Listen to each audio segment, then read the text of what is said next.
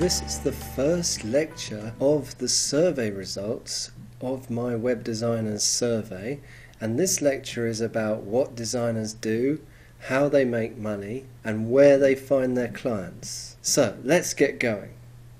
So as you know, I surveyed over 40 web designers, and most of them were working from home and running their own businesses. And as you know, participants were from every continent and spread over different design disciplines, and they represented every level of experience, from people who were just starting out to people like John O'Nolan, who was once deputy head of the UI group for WordPress and now is developing his own blogging CMS, and David Airy, the author of Logo Design Love, a designer whose blogs attract over 1 million monthly page views. All of these survey results and graphs and all of the comments from the designers are all available as downloads in PDFs in this and the next lecture. So if you don't want to sit through the lecture, all the results of the survey are there in a PDF, and if you want to go back to this information, of course, you'll always have the PDF to access.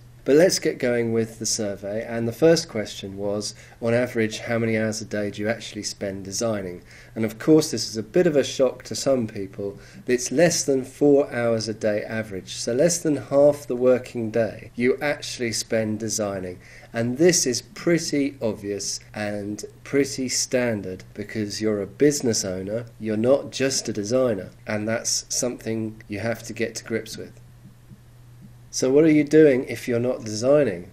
So the next question is, how many hours a day do you spend on social media, web browsing unrelated to your marketing? So this is just web browsing purely for one's own enjoyment and nothing connected to work at all. And the average was 1.6 hours a day. Something you might have a problem with as a web design business owner is productivity. It can be very easy these days to get distracted by various websites. Classic thing is you go on Facebook to promote one of your blog posts and you end up chatting to friends online. So look how many the professionals do, 1.6 hours of this. Make sure you do less than that.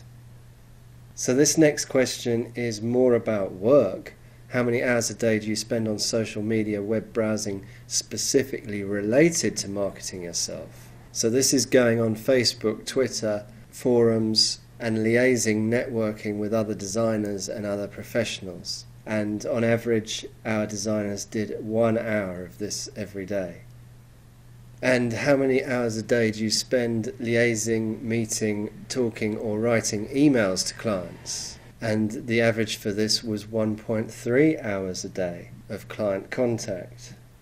And lastly, in this section, how many hours a day do you spend writing blog posts, responding to comments on your blogs, or general work on your website? Now bear in mind that all these designers have a website, usually with a very good blog, and they're running their own companies. So for them, the website is the hub of their business activity, or the hub of their online world. So there's no surprise that they spend an average of 1 hour a day on this. So you can see how the day is split up. Say, to give you a rough outline then, say if the day is 8 hours long, they spend about 4 hours a day on designing, 1 hour a day communicating with clients, 1 hour a day on the website, 1 hour a day on marketing, and another hour of the day is taken up with leisure pursuits online. But that's just an average of what these web designers told me, of course. The individuals could be wildly different.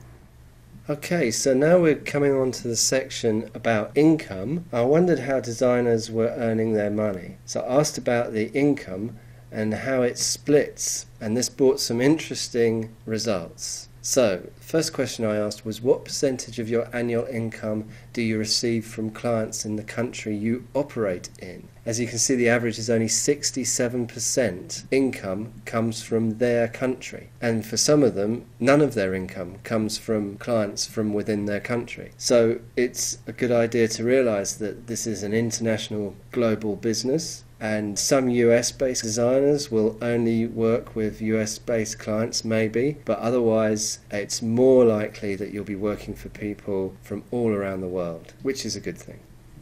Now this one quite surprised me, bearing in mind we surveyed a lot of really successful graphic designers as well as some web designers who were just starting out, and this was asking roughly how much of your annual income do you receive from something other than client work. So that could be product sales, advertising income, affiliate income, all these sort of passive incomes that designers could receive, and it came out as quite low, a 7.7% average. So the passive income is quite difficult to get going, but it's something you should stick with, put it on the back burner, so to speak, as it will grow over the years.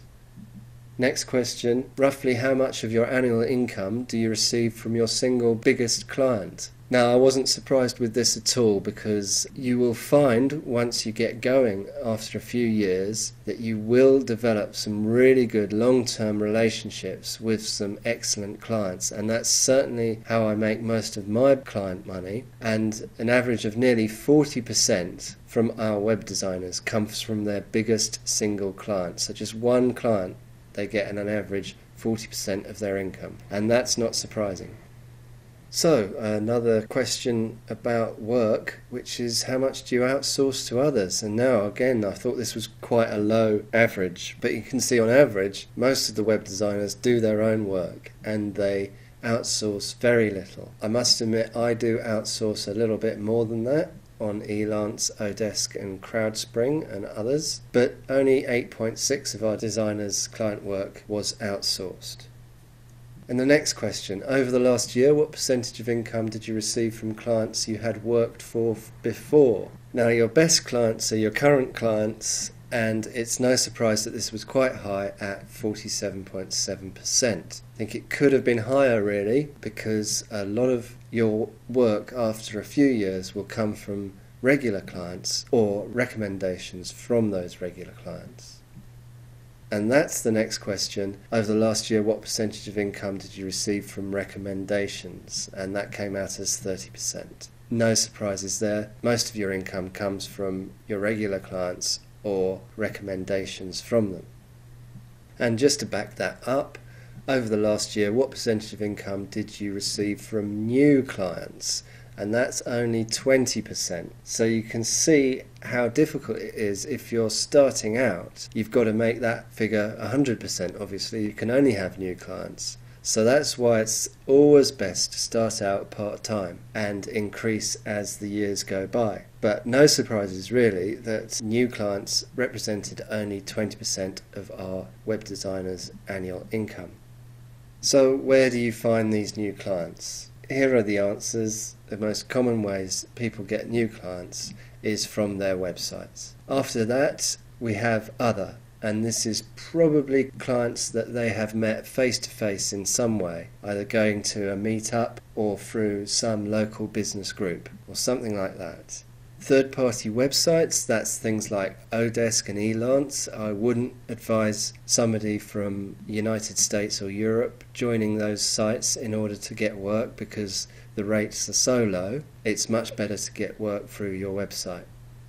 So how do you get new clients? That's the one thing that all web designers want to know who want to start their own businesses.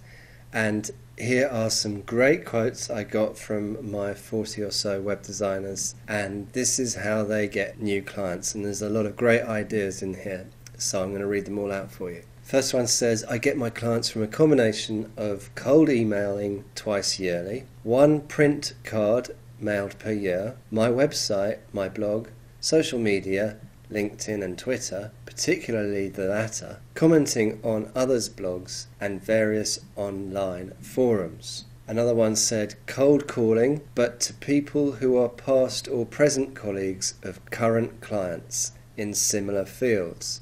So that really isn't cold calling, because as I was just saying, your best clients are your current clients, because your current clients recommend you to other clients. And what this web designer is doing is preempting that by contacting present clients or past clients and asking for recommendations. And that's a very good thing to do as well. Next one said person-to-person marketing in association and leads groups. That's sort of meetup groups, business groups. Every major town and city has them. You have to get in contact with them, find out with their meeting. They might even charge you for coming, and it's probably money well spent because you meet people face to face in a business environment and everyone's looking for a web designer, so I can't overstate the importance of meeting people face to face. The next one is through my blog. I've made connections with other designers and developers, and I receive work from them many times. Some of my best clients have come to me because other designers are too busy and hand off their new contacts to me. So that's advice we've talked about earlier. You've got to get into a circle of other web designers who you can get to know, and if you do that, if they're too busy and they need to recommend somebody, the first person they'll think of is you. So it's really good to make connections with other web designers, and the way you do that is through their websites, commenting and emailing. And of course there we have recommendations from friends. Personally, I don't like that one, but it works for some people. Okay, 90% of my clients I get from word of mouth referrals. I occasionally get queries for work through my website. I don't advertise. Okay, so word of mouth referrals through present clients is always a great one. Next one, most of my business comes from referrals and business contacts. I market my design services through networking groups, and I do a quarterly mail piece to current and potential clients. Now, there's a good bit coming up here. When I finish a job for a client, I ask them if they are happy with the results and the service. If they are, I ask them to keep me in mind for future projects and ask for 2 or 3 names of people I might contact for more work. So that is a really great bit of advice. When you've finished a project, a client's happy with you, just ask them for 2 or 3 names of people who might be looking for work. You might even ask the client to tell 2 or 3 people about your services. You know, it's quite possible that the client won't think of doing that off his own back, but if you ask him, then he might do it, and that's a client recommendation worth its weight in gold. So remember, 1 client can turn into 5 clients. Okay, there's another word of mouth recommendation there, and another web designer has said, I meet most of my clients through networking events or attending classes at my local small business development centre. So they're going in for a course in small business. Obviously there's going to be other small businesses there. Every small business needs a website. And lastly, I would estimate a roughly even mix of via my website, recommendations and repeat business. So that just goes to confirm what we've been saying all along. So I hope you enjoyed that. There's lots of good stuff in there. Remember, you can download this PDF if you want to refer back to it. So I hope you enjoyed that lecture. This is Rob from robcubbon.com again. Goodbye.